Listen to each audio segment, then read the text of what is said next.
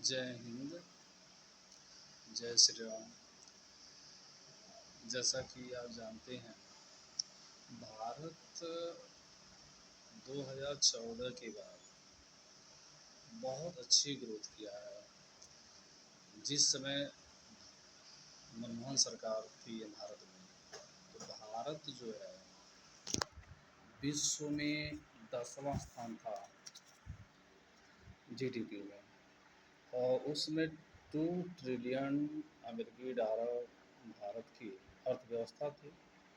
आज 2026 में जब पीएम मोदी का 12 साल कंप्लीट हो गया, तो इस समय 4.15 ट्रिलियन डॉलर अमेरिकी डॉलर जो भारत की अर्थव्यवस्था है, तो जो ग्रोथ हुआ है ऐसे नहीं हुआ है। मोदी जी दिन रात मेहनत करी है, उसके लिए उन्होंने प्रयास किया है, तब जाकर के अर्थव्यवस्था बढ़ी, डबल हुई।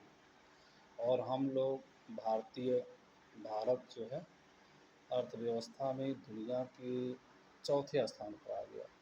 भारत से आगे अमेरिका, चीन और जर्मनी है। भारत है कुछ ही दिनों के बाद तीसरा स्थान आने की संभावना है। तो ये सारी चीज़ें होने में ऐसे नहीं हो जाता है, होने के लिए बहुत प्रयास करने पड़ते हैं।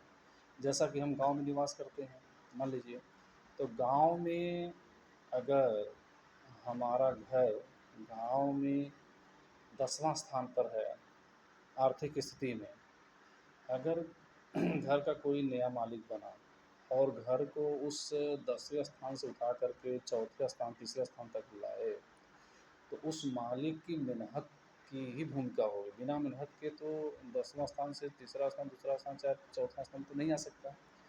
तो ये सारी चीज़ें हैं कि जो मालिक ईमानदार हो और घर को संभालते हुए वह सारी खर्चाओं को पूरी करते हुए गांव में जब 10वां नंबर का अर्थव्यवस्था थी घर की, तो अगर मालिक ने जो है उस गांव में तीसरा या चौथा स्थान पर ला दिया, तो आप सोचिए कि 10-12 साल में कितना मेहनत करके उतने लोगों को पीछे करके आगे बढ़ा है। ये सारी चीज़ें हैं। तो कोई चीज़ प्रगति के लिए मेहनत की ज़रूरत होती है, ईमानदारी की ज़रूरत होती है। ख़ास करके अगर जो मालिक ईमानदार है तो घर तेज़ी से आगे बढ़ेगा। नहीं तो बहुत सारे देखा गया है कि घर में विदेश से कमा करके आते हैं लोग, घर में बेचते हैं, मालिक सही नहीं होता है, तो ये लोग सब फ्लॉप हो जाते हैं। नहीं, जितनी प्रगति होनी चाहिए नहीं हो पाती है। लेकिन वही अगर मालिक ईमानदार मिल जाता है, तो कमाने वाले अगर थोड़ा बहुत कम ही कमाते हैं, फिर भी घर उनका प्रगति के स्तर पर रहता है और बहुत तेज़ी से वो आगे बढ़ते हैं। इन्हीं बातों के साथ मैं अपना विराम देता हूँ। जय श्री राम।